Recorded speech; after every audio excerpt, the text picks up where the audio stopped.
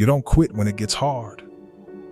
You quit when it gets quiet, when no one is watching, when no one is clapping, when the excitement fades and it's just you and the work. You tell yourself it's about difficulty. It's not. It's about the moment your ego stops getting fed. You don't stop because you can't handle pain. You stop because the pain exposes you. It shows you how undisciplined you are, how distracted you are, how dependent you are on feeling inspired. And that makes you uncomfortable. So you leave. Not loudly, not dramatically. You just slowly drift back to what feels safe. You say you're ambitious, but your nights don't look like it. You say you want discipline, but your phone battery tells a different story. You say you're building something meaningful, but your browser history is filled with distractions. You don't notice it happening. That's the problem. You open your phone for 5 minutes, you stay for 40. You plan to wake up early. You hit snooze 3 times. You tell yourself you'll start Monday.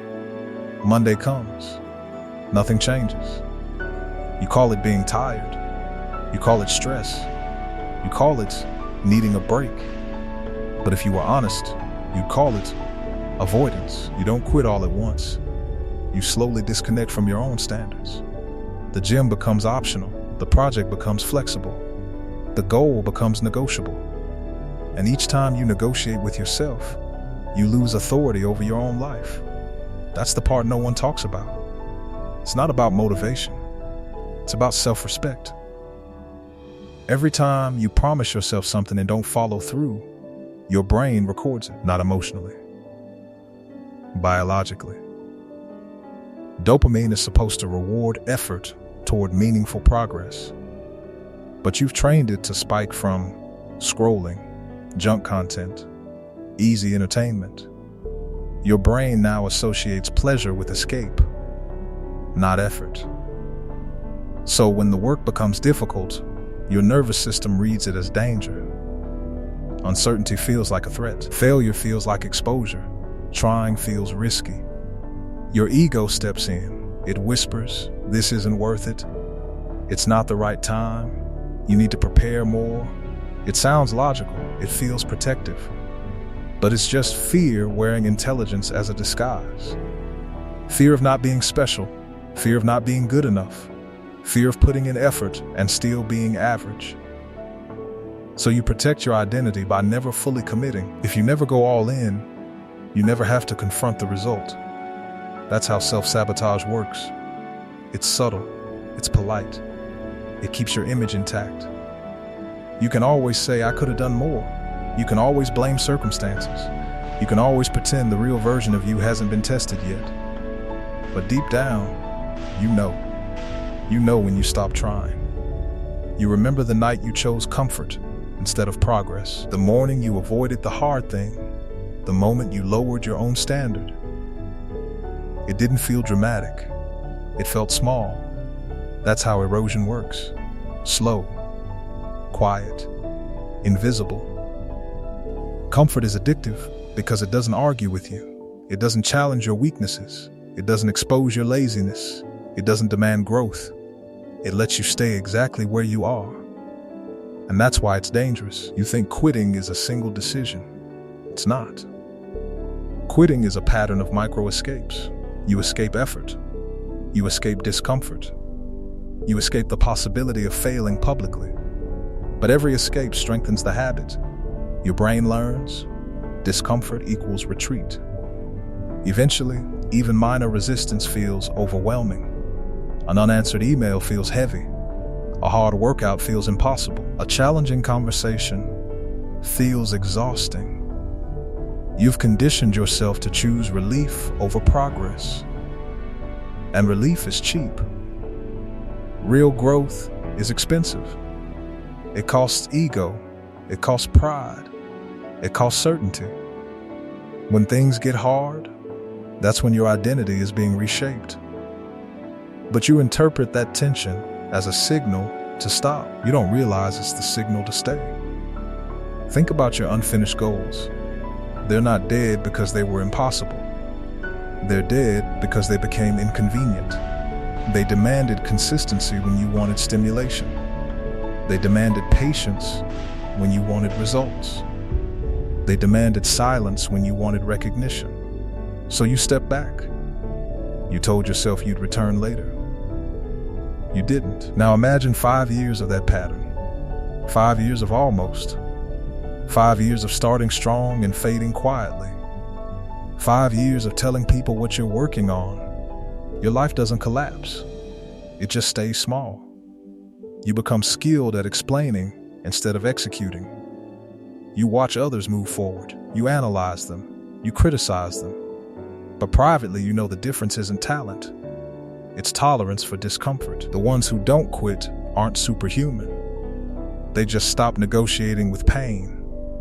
They stopped asking, how do I feel today? And started asking, what needs to be done? There's a moment in every difficult process where the excitement disappears. That moment decides everything. Because now it's not about inspiration, it's about identity. If your identity is built around comfort, you'll retreat. If your identity is built around discipline, you'll continue. Right now, your identity is fragile. It depends on mood. It depends on environment. It depends on validation. That's why hard days shake you.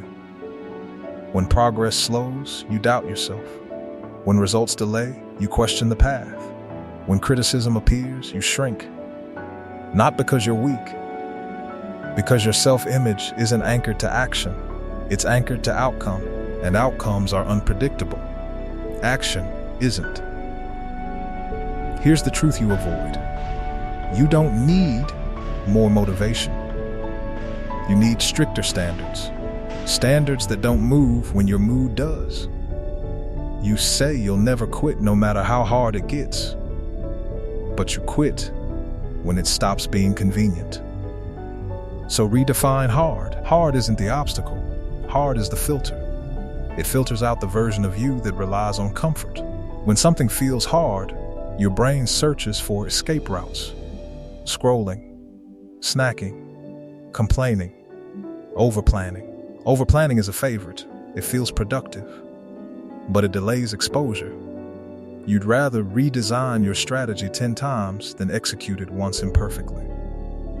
Because execution risks judgment. Even if no one is watching, you're watching. Your internal critic is loud.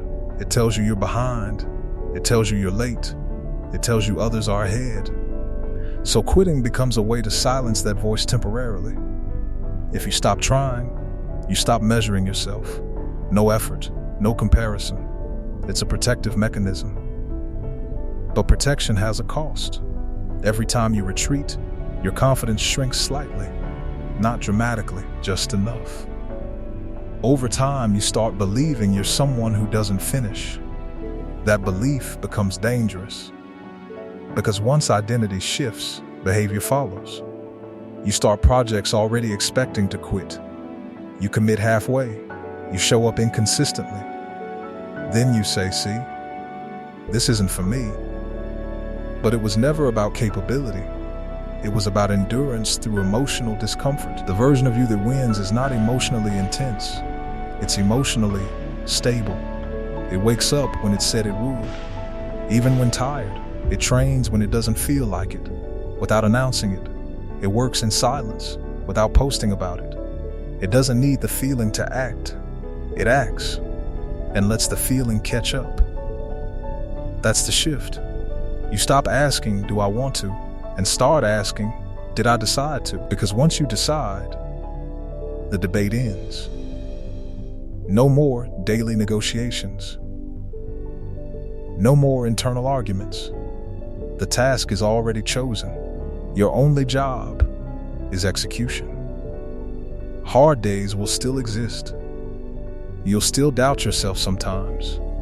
You'll still feel resistance. But you won't interpret resistance as a stop sign. You'll interpret it as confirmation. If it's uncomfortable, it's shaping you. If it's inconvenient, it's strengthening you. If it's boring, it's building discipline. You don't need to feel powerful. You need to be consistent. Consistency is quiet. It doesn't look dramatic. It doesn't feel heroic. It feels repetitive. That's why most people quit. Repetition exposes impatience. You want visible progress. You want immediate change, but growth hides at first. It builds under the surface, like muscle fibers tearing and repairing, like habits wiring and rewiring. You can't see it immediately, so you assume nothing is happening, and that assumption kills momentum. You don't quit because it's too hard. You quit because it's too slow. You misinterpret slowness as failure. It's not failure, it's process. The real decision isn't will I quit, it's who am I when it gets hard. Are you the person who negotiates or the person who executes? You don't need to transform overnight. You need to stop breaking promises to yourself. Start small, but make it non-negotiable. If you say you'll wake up at 6, you wake up at 6. No debate. If you say you'll train 3 times a week, you train 3 times. No emotional voting. If you say you'll work for 1 focused hour, you work. Phone away. Door closed. Not because you're motivated, because you decided. That's how identity hardens. Not through speeches, through repetition. Each time you follow through, your brain updates its model of you. You become someone who finishes, someone who endures, someone who doesn't disappear when it gets uncomfortable. And eventually, hard stops feeling threatening. It feels familiar. You build tolerance. You stop fearing the stretch. You stop romanticizing ease. The world doesn't need to change for you to grow. Your standards do. You don't need to be fearless. You need to act while afraid. You don't need to enjoy the process. You need to respect it. Never quitting isn't loud. It's quiet stubbornness. It's showing up on the days you'd rather hide. It's doing the work without announcing it. It's continuing when nobody would blame you for stopping. At some point, you stop asking whether it's worth it. You understand that quitting costs more. It costs your self-trust. And once self-trust is gone, everything feels unstable. So when it gets hard next time, don't look for inspiration. Look at the decision you already made, and then move. Not dramatically, not emotionally, just deliberately. Because the moment you stop negotiating with discomfort is the moment you stop being controlled by it. And that's the line. You either cross it, or you keep explaining why you didn't.